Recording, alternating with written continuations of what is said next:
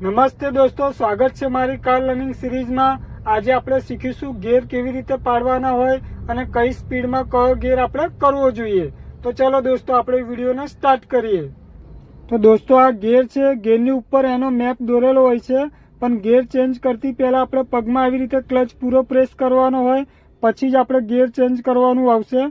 તો દોસ્તો, આવી રીતે ક્લચ દબાઈ ન્યુટ્રલથી લેફ્ટ સાઈડ ઉપર કરીશું એટલે ફર્સ્ટ ગેર થઈ જશે। પાછું એક સ્ટેપ નીચે લાવીશું એટલે પાછા આપણે ન્યુટ્રલ ઉપર આવી જઈશું। પછી સેકન્ડ ગેર કરવા માટે ન્યુટ્રલથી લેફ્ટ સાઈડ નીચે કરીશું એટલે આપણો સેકન્ડ ગેર થઈ જશે। પાછું એક સ્ટેપ ધીમેથી ઉપર ધક્કો મારીશું એટલે પાછા આપણે ન્યુટ્રલ ઉપર આવી જઈશું। ન્યુટ્રલથી સીધું ઉપર કરી આવી રીતે એટલે આપણો થર્ડ ગેર થઈ જશે।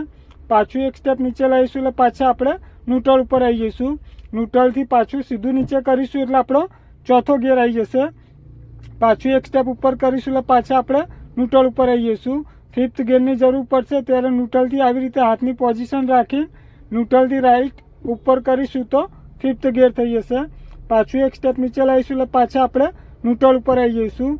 રિવર્સ ગેરની જરૂર પડશે ત્યારે ન્યુટ્રલથી રાઈટ નીચે કરીશું એટલે આપણો રિવર્સ ગેર થઈ જશે। પાછું એક સ્ટેપ ઉપર કરીશું એટલે પાછા આપણે ન્યુટ્રલ ઉપર આવી જઈશું। તો દોસ્તો, આપણે જ્યારે બી ગાડી ડ્રાઈવ કરતા હોઈએ ત્યારે આપણે ગેર ચેન્જ કરતી વખતે આપણું ધ્યાન આગળ સામે ગાડી ચલાવવામાં જ હોવું જોઈએ।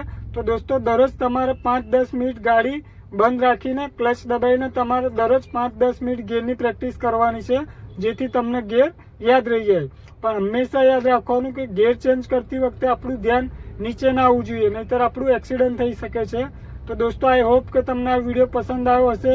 જો તમને આ વિડીયો પસંદ આવ્યો હોય તો વિડીયોને લાઇક કરો, શેર કરો અને મારી કાર એક ડ્રીમ ચેનલને સબસ્ક્રાઇબ કરી લો। તો ચાલો દોસ્તો, આપણે મળીએ નેક્સ્ટ વિડીયોમાં।